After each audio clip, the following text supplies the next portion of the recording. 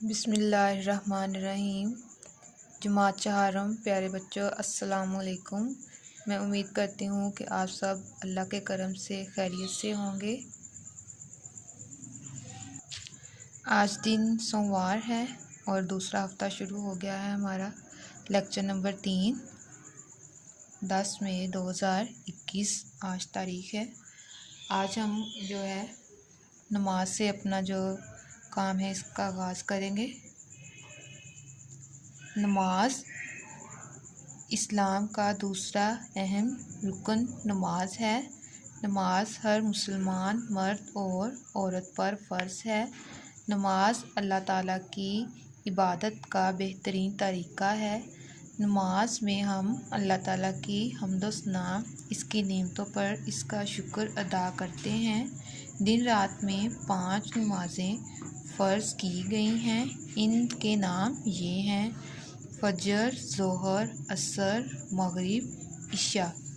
अल्लाह ताला ने कुरान मजीद में तकरीबन 700 मरतबा नमाज कायम करने का हुक्म दिया है।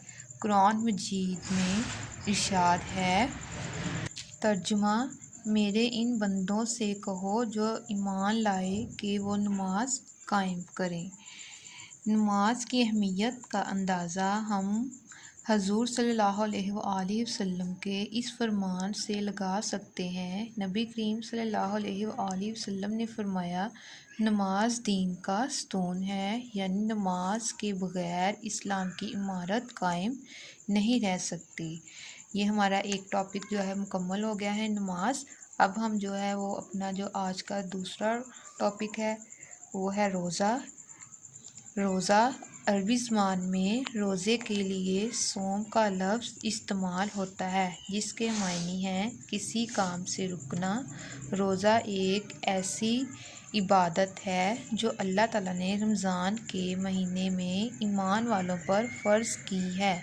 अल्लाह ताला की रज़ा के लिए सवाब की नीयत से सुबह सादिक से लेकर सूरज ग़ुरूब होने तक खाने पीने और बुरे कामों से बचे रहना रोज़ा है। ये इस्लाम का तीसरा रुकन है।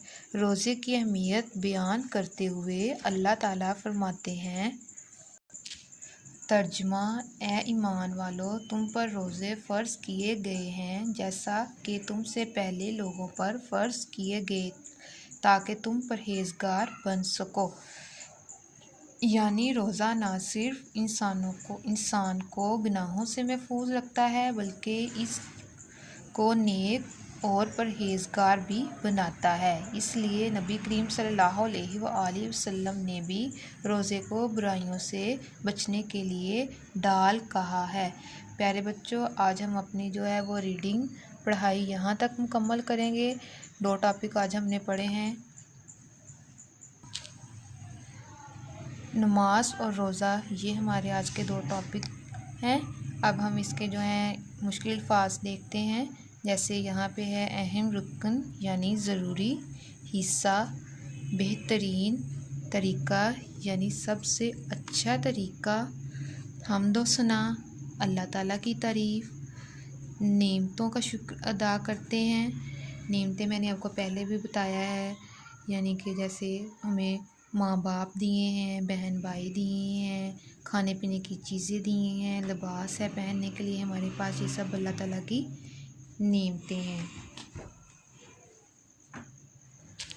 कायम यानी अदा करना,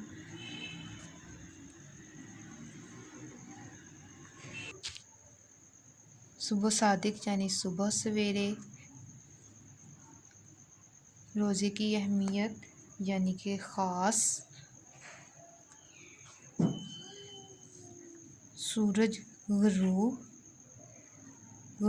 यानी डूब जाना किसी चीज़ का या छुप जाना,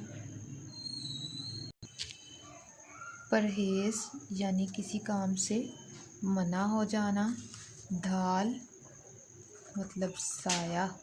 यहाँ तक हम अपना काम जो है वो आज का मुकम्मल करेंगे रीडिंग का। आइए अब हम कुछ सवालात के जवाब भी देखते हैं। जी तो बच्चों, आज के हमारा जो सवाल है, सवाल नंबर 2, यकीनन आप सब बच्चों ने भी अपने नोट्स हैं वो ओपन कर लिए होंगे। सवाल नंबर 2 है, कलमा तैयबा में किन दो बातों का बयान है? पहला कलमा यानी तौहीद का इकरार और हज़रत मोहम्मद सल्लल्लाहु अलैहि वसल्लम की रिसालत का इकरार है। कलमा तैयबा में जो दो बातें हैं, तौहीद मतलब कि हम अल्लाह ताला को एक मानते हैं, और हज़रत मोहम्मद सल्लल्लाहु अलैहि वसल्लम की रिसालत यानी कि हज़रत मोहम्मद सल्लल्लाहु अलैहि वसल्लम को अपना आखिरी नबी मानते हैं। मुसलमानों पर दिन रात में कितनी नमाज़ें फ़र्ज़ हैं? मुसलमानों पर दिन रात में 5 नमाज़ें फ़र्ज़ हैं। जैसा कि आप सब जानते हैं कि हम सब मुसलमान दिन रात में 5 नमाज़ें पढ़ते हैं, फ़जर, ज़ोहर, असर, मगरिब, इशा। सवाल नंबर 4, ज़कात किन लोगों पर फ़र्ज़ है? ज़कात इन मुसलमानों पर फ़र्ज़ है जिनके पास एक मिक़दार में सोना, चांदी, रुपया या सामान तिजारत मौजूद हो और इस माल को जमा किए हुए पूरा 1 साल गुज़र चुका हो। ये 3 सवाल जो हैं आपने ये मुकम्मल करने हैं, और इनका अच्छे तरीके से आपने जो है वो होमवर्क भी करना है, और बिल्कुल इसी तरह जैसे आप पहले होमवर्क आपने जमा करवाया स्कूल में, इसी तरह आपने इस होमवर्क को भी आपने स्कूल में जमा करवाना है। इसमें ये देखें, कुछ लफ्ज़ हम देखते हैं। एक मिक़दार में सोना, चांदी, रुपया, पैसा, सामान तिजारत मतलब कि सामान के बदले में दूसरा सामान लेना, ठीक है। और इस माल को जमा किए 1 पूरा साल गुज़र चुका हो तो फिर जो है वो ज़कात उस चीज़ पर फ़र्ज़ हो जाती है।